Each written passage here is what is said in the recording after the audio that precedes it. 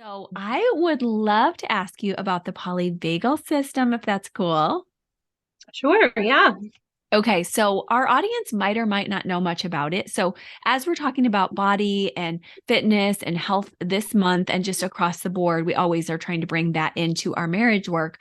Tell us about the polyvagal system. It's, one of the cranial nerves, and we don't always hear about this vagus nerve. So, tell us Mhm. about its relevancy to us in our stress and in our trauma processing.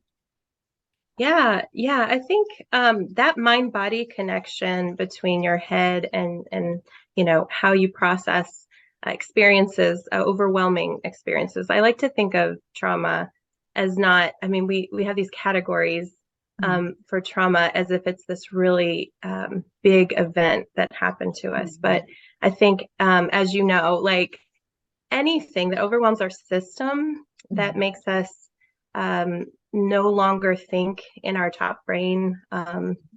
uh, clearly, Mhm. can be a form of trauma. So it could be a past memory or, some type of trigger in your number where now you have this self-protective system that comes online to your aid to help you defend yourself. Mhm. There's no bear, there's no lion, but there is a sense of I need to respond with either fight, flight, freeze, or fawn. Mhm. And so this like as a four withdrawing, um I would tend towards over analyzing my emotions, Mhm. and I make too much meaning sometimes about what I think or sense is happening, Mhm. or I might try to blame someone else for my feelings. Yeah. That's on my low side. That's when my defenses are up, Mhm. my shadow side. And as an eight, my husband, he would maybe tend towards being the strongest person in the room or trying to avoid vulnerability and Mhm. being seen as weak. These are ways that he protects himself. Mhm. And we all have those things. So Stephen Porges was the one that developed the polyvagal theory. Mhm. I've gained a lot of resources from Deb Dana and Sarah Baldwin as well. Just different tools for how to work with that system and understand it better for my own life, how it can actually make a positive impact. Good to know those additional names. Yeah. So the basics, you want me to share the basics on just kind Yes. of what's happening? Yes. Okay. So what's happening between the head and like the brain and the body when that cranial nerve, the vagal nerve, Mhm. um, is doing its job, Mhm. um, is the brain sending danger signals to the body through our autonomic nervous system. Mhm. And so this runs from the head through the heart and into the body center. So all three intelligence centers are kind of connected to this system. And I think some of it's mysterious and some of it's just like, wow, that, our Mhm. bodies are designed so cool, Mhm. Yeah. I just really believe that. And so that fight, flight, freeze, or fawn is kind of what maybe happens when you're not in regulation. So regulation is that state of feeling okay, present, safe, social, Mhm. connected. Um, and so the autonomic ladder has three main states.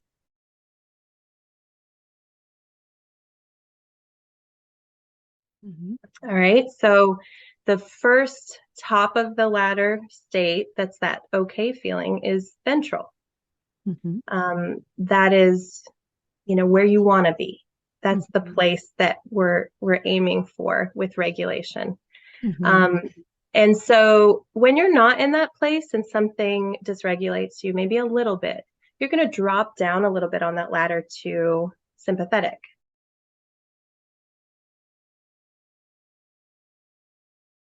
Mhm. So sympathetic is that feeling of it could be it's the fight or flight. Mhm. It could be that you're a little anxious or a little frustrated. But it could also be a greater amount of sympathetic. And this is all like happening chemically and like through the nervous system and stuff. Very quickly. Right. Milliseconds. It's all subconscious too. So, you could be experiencing rage or panic as well in sympathetic, but it's that feeling of I have to do something now. Yeah. It's mobilization. I'm going to, take care of myself. I'm going to, save that person. I'm going to fix this, all those messages. And then the next state, and this is just basics, but is your dorsal state. So you can't run on that high energy, panic, fear for very long before your body is like, whew. Yeah. And it decides, I think subconsciously, there's nothing I can do, right? So this next state is called dorsal.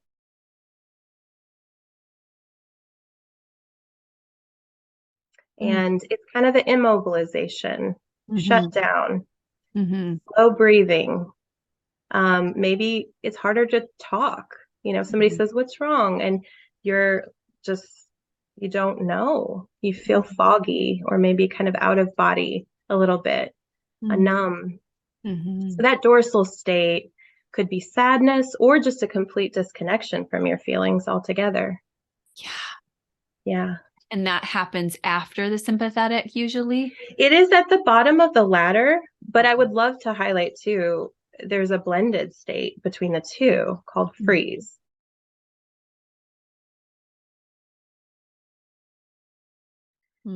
Freeze is a little sympathetic and a little bit of dorsal. And when that's going on, it's kind of like you're immobilized to action in your thoughts maybe, or inside, but yet your body is like, don't move, don't do it. Yeah. And so, it's like the energy of one pushing up against the other and you go nowhere. Yeah. So that's what freeze is like. Wow. Yeah. That's good. I didn't know that those two combined to create freeze. That's helpful to know that part of it. And how does this show up in marriage and family, would you say? I can just imagine so many ways. Yes. Yeah. It's great because the whole helpful part about knowing this system is being able to map kind of where you are on that ladder at any given time, or at least that has been what I have really kind of latched onto.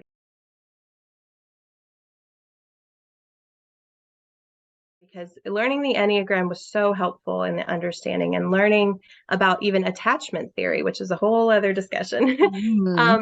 Those things are such good information to know what's happening, right? But then I was left as a 4 who feels things so deep, feeling like I still don't have control over my emotions. I don't have an agency to move out of this emotional place and choose the right thing, right? Yeah, that's I could do it, but it didn't feel authentic. Yes, I know that about the 4 space. Wow, that's well said. Right.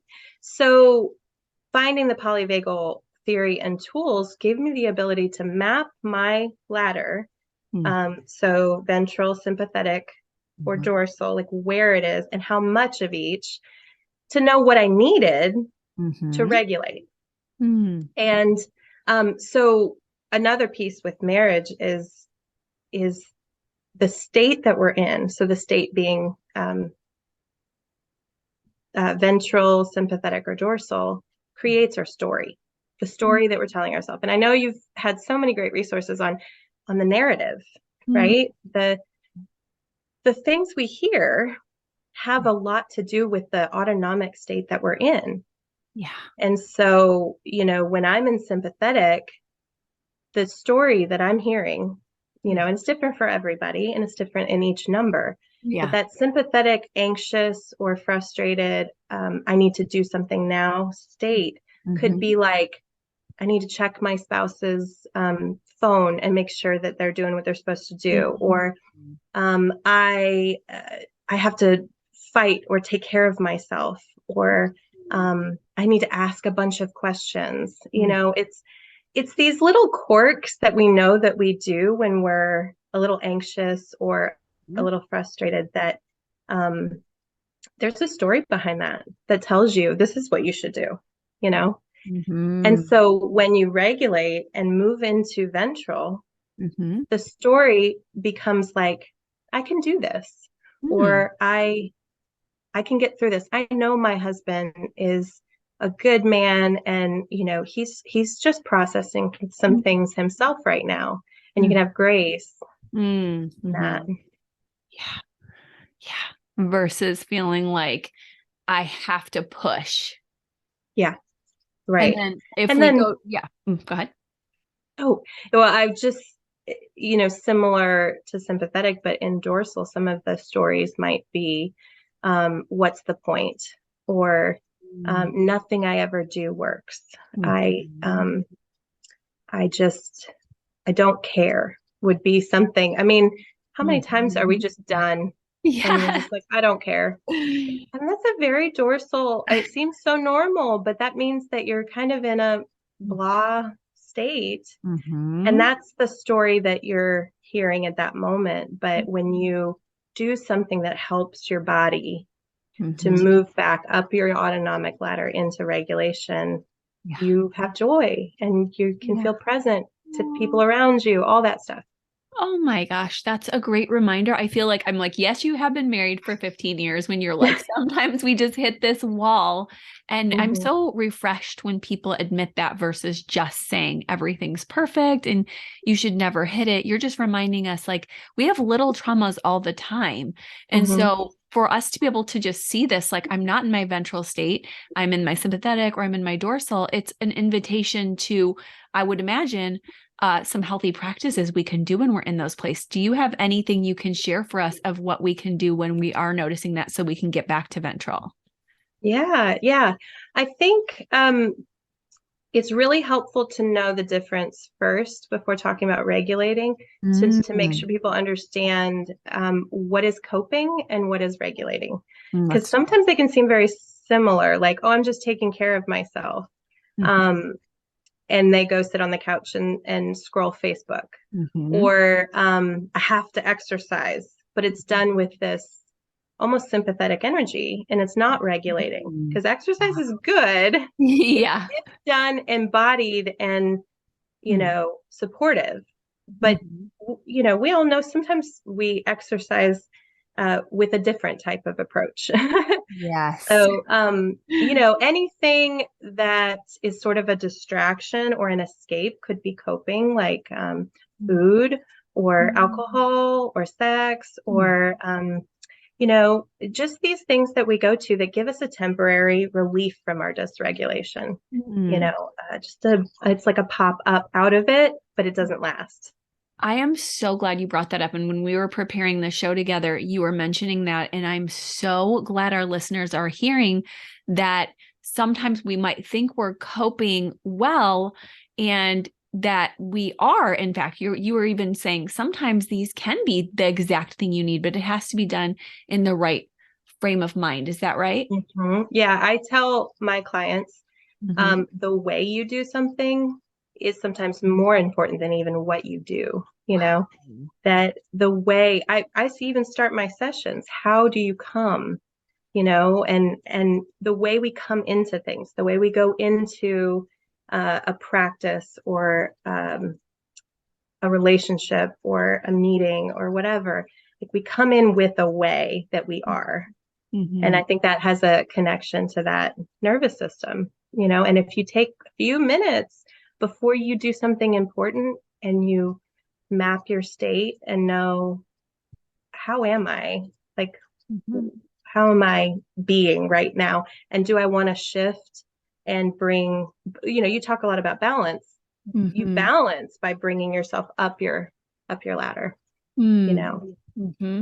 Yeah. And you're just reminding us we could, as we've probably many of our listeners have heard me say this over the years, that I was doing all the steps correctly as a therapist when I was in my early 30s, but it was too much. Now I'm hearing you use this polyvagal language that it was too much in that state of the sympathetic nervous system. And so you're checking it off, you're leading studies, you're just doing all the workouts, but it's intense and it's too intense and you can't maintain that energy, right? Exactly. Yes. It Mm. all goes back to that self-care, or, I say soul care. Mm. You need to know that you have a limited amount of energy, and you can do all the right things, but too fast, or, you just, if you come into it with that sympathetic energy all the time, you will burn out. And we have to share this with spouses, right? Because I think that's one of the biggest pieces for Wes and I, at least, is we have different amounts of energy and availability. And so it can probably trigger one another. Hmm. Yeah, yeah. I know me as a four, I am very sensitive to like people's levels of energy, and if Mm. it's playful and fun, it's okay. But the minute that there's some frustration or even just anxiousness, like I feel it, and I'm like, then I start wanting to tell my husband, who's very high energy, like slow down, and it has a lot more to do with my own system. That was a point of conflict for a time until I realized, oh, you can feel better by going away and taking care of yourself. You don't have to tell him to change. My gosh, you just nailed it. Yeah. Like we spend a Mhm. lot of time in marriage trying to change our spouse to make our own nervous systems feel better. But by Like, doing that, you're taking away from their regulation. right. And he needs sometimes a certain blend of these things to feel better himself. Um, I mean, within reason, but where all of our systems are a little bit different. Yeah. So, Yeah. Oh my gosh. You just really named also that we don't want to stop fighting for what we need when we're in even that dorsal lowest state, because you mhm, could just get safe and small and try to kind of go away and withdraw. But I'm just hearing from how you're saying it, it's the way you go away. Like you could say, like, hey, I'm a four, I want to go exactly. away and get some replenishment. Or you could say, I'm quitting on our relationship. Totally different thing, Exactly. same movement. Totally different thing. Both of them just go sit on your bed, Yeah. It really, I mean, and if you don't communicate what you need, which I think that's one of the hardest things for couples, is if I tell my spouse what I'm needing, then am I needy, Mhm. or a lot of people really have a hard time with uh, feeling like they have needs, but Yeah. we all do. Yeah. Yeah. So just being clear about it, that maybe you can't meet all those needs, but here's some needs I have, and I need to take care of them so that I can go back to that ventral state of joy and optimism and hope and rest. Right, right. Well, Mm. and I think that this has a really good connection, like you were asking about what can we do. And, Yeah. there's self-regulation, which we've talked about different examples a little bit of exercise can be supportive. You can go do yoga, you can go for a walk. Um, you can do something intense if you're doing it intentionally and knowing maybe I need also some space before and after, to check in with myself and to become grounded, or Yeah. breathing. There's so many different tools for breathing, and really just taking care of your sensory system in Mm. general. It could be taking a bath, or lighting a candle, or anything like that is self regulation. And then co-regulation would be a type of just basic on an attachment theory, which, like I said, that's a whole different conversation. But if you tend towards more of an anxious attacher, wanting co-regulation is very natural for you, but self-regulation can be harder. If Mm. you're more of an avoidant attacher, it really feels like self-regulation is easier, and co-regulation is something you can grow in. And Mm. so co-regulation is anything with another where you're not the one doing the directing. um, it's receiving, right? So it could be a conversation, It could be holding hands, massage, Mm. eye contact, can be very regulating. My Mm. husband and I love I think this was one of your suggestions, is it the 30-second hug?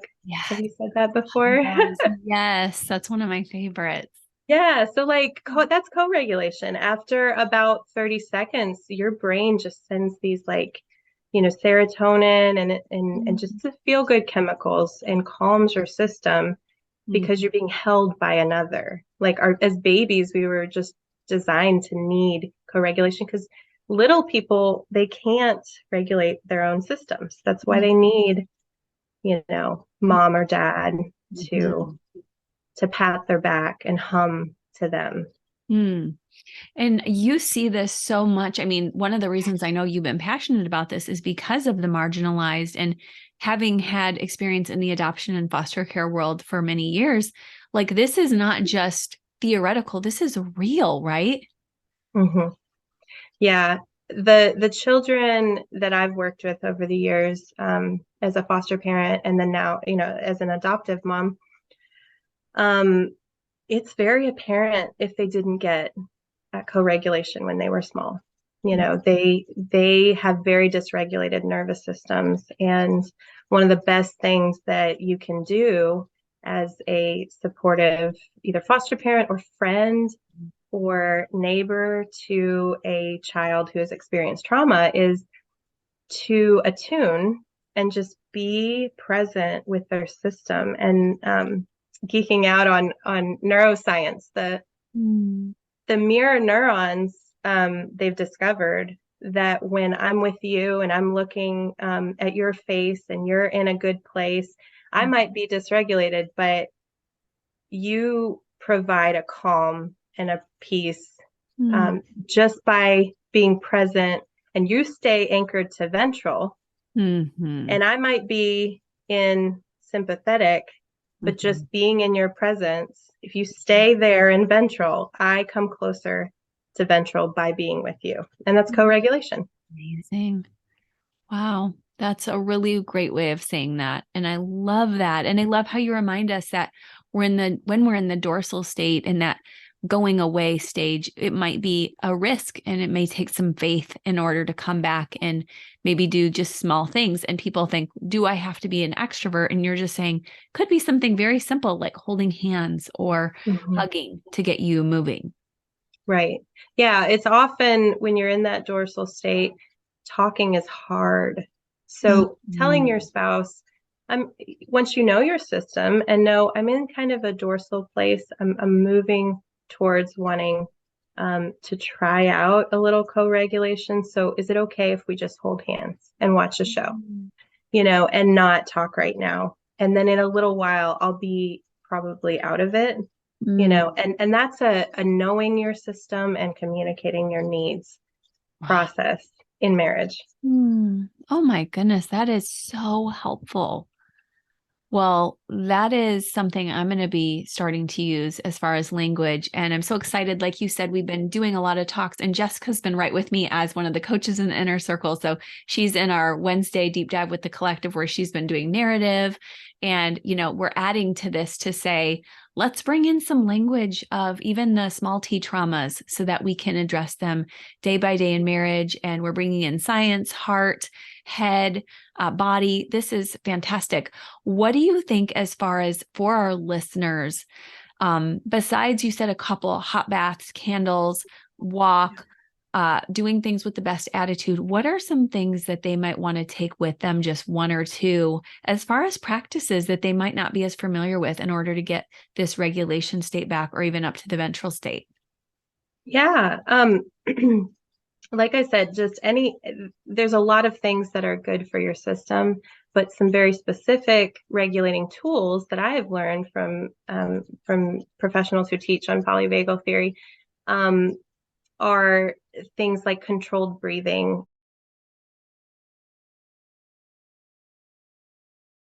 And it's not just take a deep breath. It's a very clear counted, like a 4 count in, and then hold for 7 counts, and then out for 8 counts. So the hold and then the breathing out is much slower. That process of holding your breath and then breathing out slowly, you just feel each time. So maybe you do it 5 times, which doesn't take long. You feel each time. It for me as a 4 who's sensations and emotions, it's almost like I feel it drain out of my body, and it's so good to use the breath. I think we were given that as a tool, even as a child. How often when you're frustrated, do you just naturally sigh or take a deep breath? And that's just subconscious, you need it. So wow. And I know a lot of people know that that's an option, but a more directed one that you can do for yourself is orienting to your setting.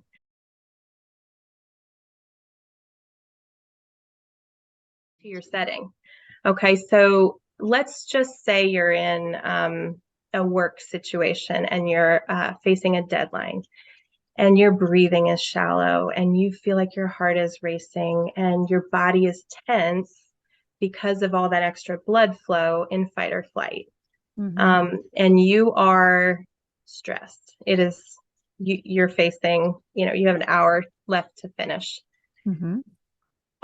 Our brains are not like working on an optimum level at that point because we're afraid.